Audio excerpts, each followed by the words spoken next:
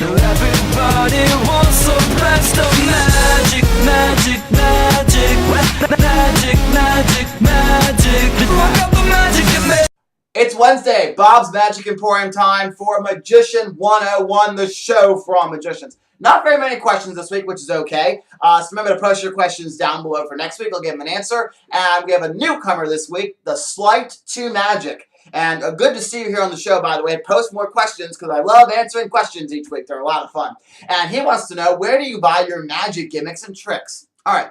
I'm going to probably say that I have more magic over here on the side. You can check out my behind the scenes video I did to see all the other magic that I have that I can't fit behind me here. But I would probably say in my complete magic collection, 92 to 93% of the tricks come from Magic Geek. That's the only place I really shop at. 6 to 7% of the tricks came from my local brick and mortar magic shop, which is now closed, Barry's Magic Shop. And by the way, Sleight to Magic. If you don't know, I'm going to open up my own brick and mortar magic shop one day. I hope very, very soon. But if not, I hope I open it in the next 10 years. It's my goal in the next 10 years to get one open. So we'll see. But I will open one at some point in my life.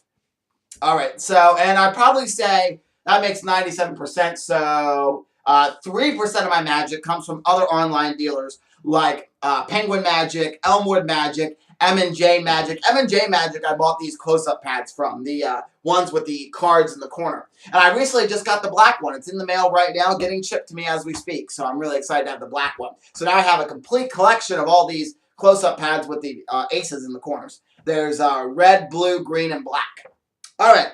So basically, your question is, where do I buy most of my magic is from Magic Geek, because they have really good customer service, and Chris Ballinger's hilarious in all the demo videos.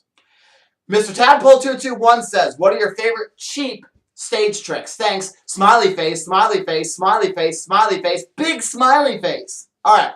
I have to tell you that some of my favorite stage tricks are the Vanishing Bandana, Hippity Hop Rabbits, the Educated Card Duck. I love Sketch-O-Matic.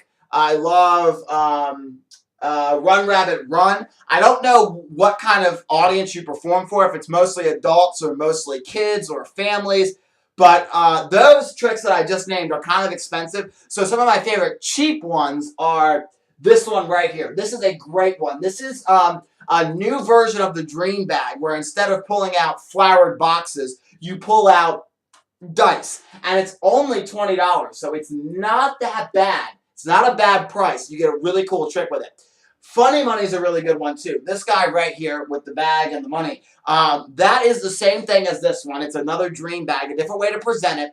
And this one I think I paid like 26 bucks for, which is not bad because you get the 3 boxes, you get the bag, but this one comes in with an added bonus. You also get these spring-loaded bills. So at the end of the routine, you have all these kind of scrunched up, and then you dump the bag over and all pop out these spring-loaded bills all over the table, all over the floor. It's really cool. It's another kicker ending to the Dream Bag because you're already pulling out 3 boxes, and you stack them. They look higher than the box, or than the bag, and then you dump out all this fake money, which is really cool.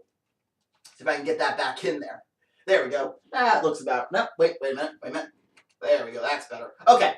Another cheap stage trick I really like is Afraid Not, Chris Ballinger's rope routine. That's a really great one put out by Chris Ballinger, Magic Geek, and El Capitan Magic. And the 6-card repeat by El Capitan Magic is really good too for stage. Because with that, normally with the 6-card repeat, the cards, I actually have some cards right here, are close to you, like this. With the El Capitan version, you can spread the cards out like this when you do the counting. So instead of going like 1, 2, 3, 4, you can go 1, 2. You can do your moves a little bit bigger, which I like with that.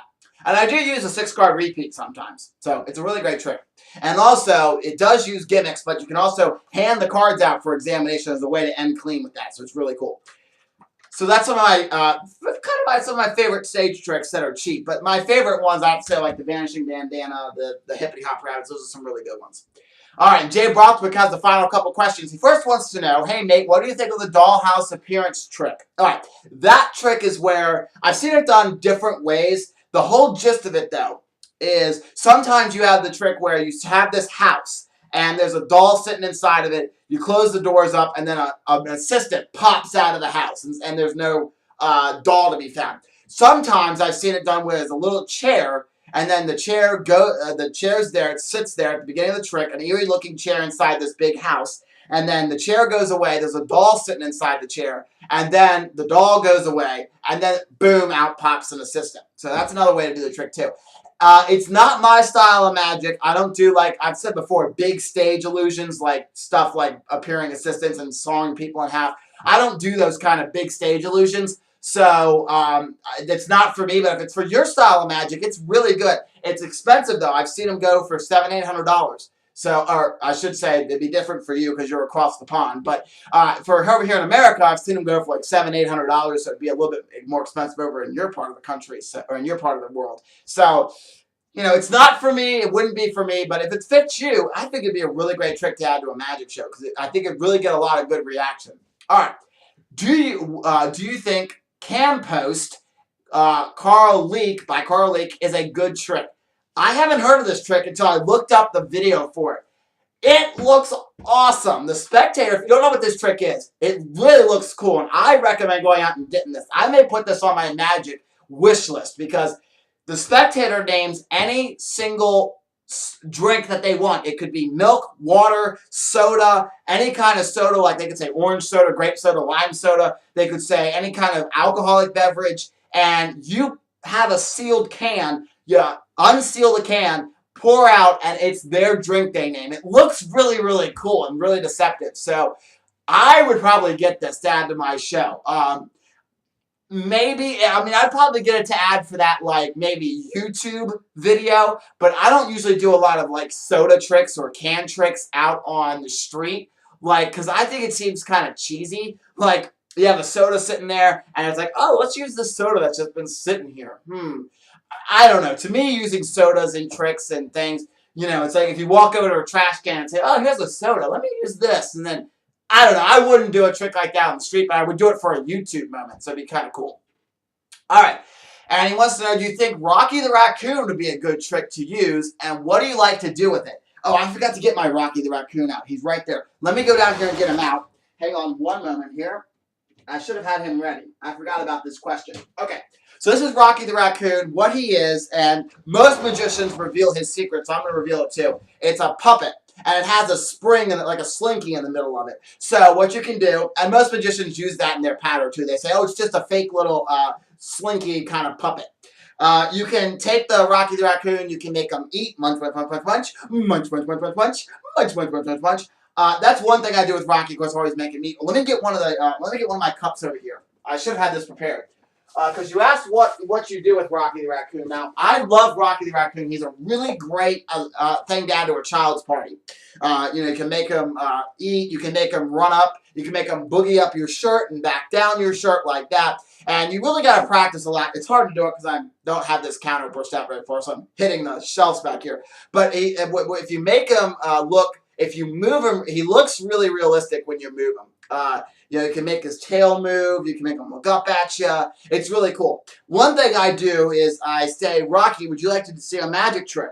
You would? Oh, okay. I'm going to make the whole audience disappear. So watch the audience. Ready? 1, 2, 3. Are they gone? Oh, come here, Rocky. There you go. Yes, you're so cute.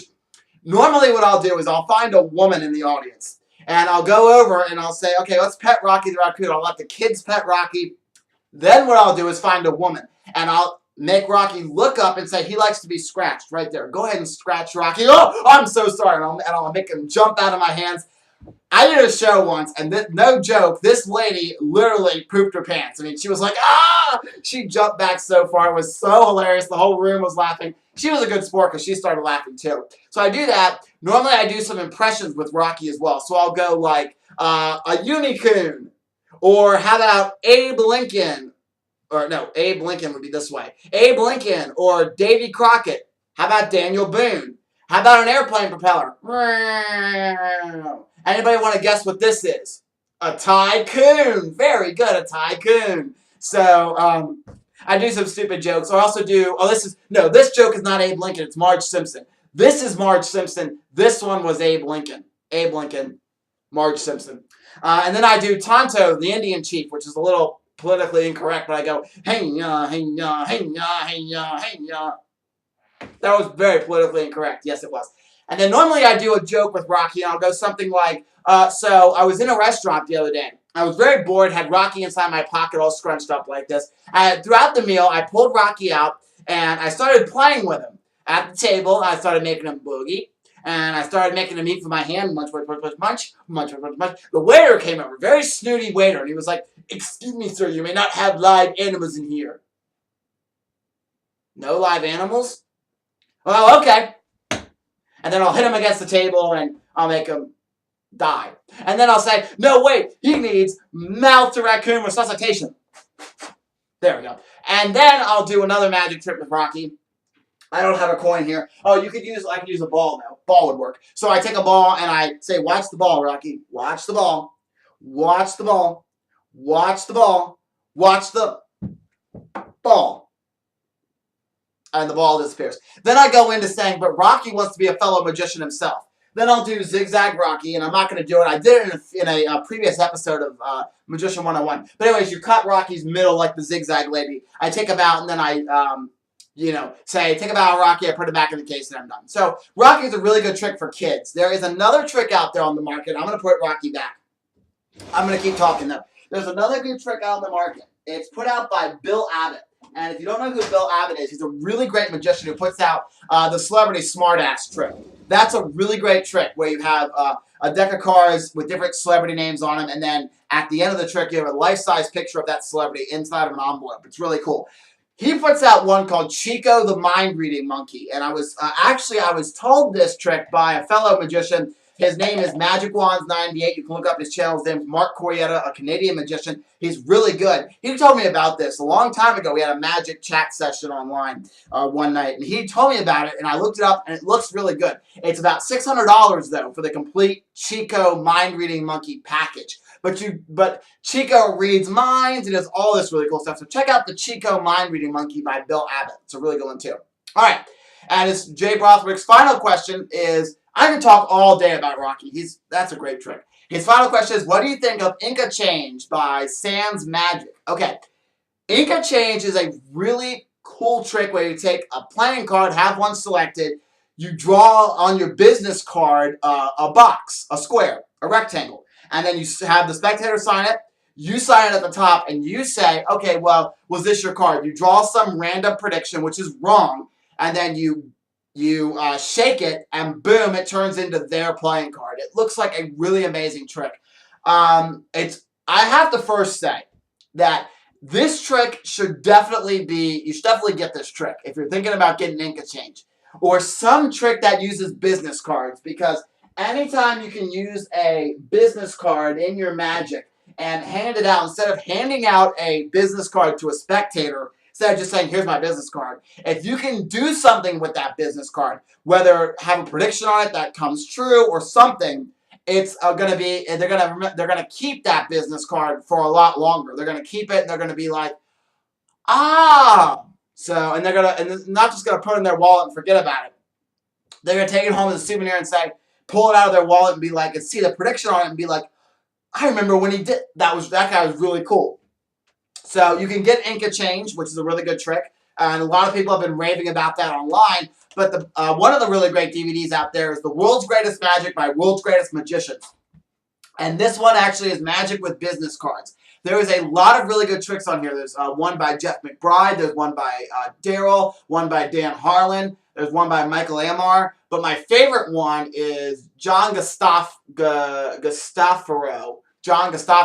Constellation. What Constellation is, you have a spectator choose a card, and you make some dots on the back of one of your business cards. You shake your business card, and the dots you see start to slowly move, and then when you stop shaking, it will say, like, their card on, like, Ace of Spades or Seven of Hearts. It will actually say it. The dots will have spelled out their card. It's a really great trick, and I've done that a lot of times with my own business cards, where I've done that giving it away, and it makes more of a lasting impression. Now, if you're doing, like, let's say street magic, and somebody in the middle of your show is asking, in the middle of your show, for a business card, you can certainly just hand them one. But if they're like at the end of your show, if they come up to you and say, do you have a business card? You say, yeah, but let me do one more trick with you. Then you go into a trick with a business card where either you make it do something or whatever. It makes the spectators go crazy because then they get a nice souvenir as well to remember their time at the magic show. So definitely pick up a business card trick, whether it be Inca Change or one of the ones on this DVD. They're really cool. So that's this week's Magician 101. I'll see you next Wednesday for an all-new Magician 101. And make sure to join me on Friday for an all-new The School of Magic. Hope you guys enjoyed, and I'll see you next time. I pour it right inside of here. And notice that the milk, of course, you get the 2 tubes, and you get a certain amount of bottles. Let me grab one of the bottles. Series on my channel where every single Friday I'll be uploading a brand new video in which I'll teach you how to do an easy magic trick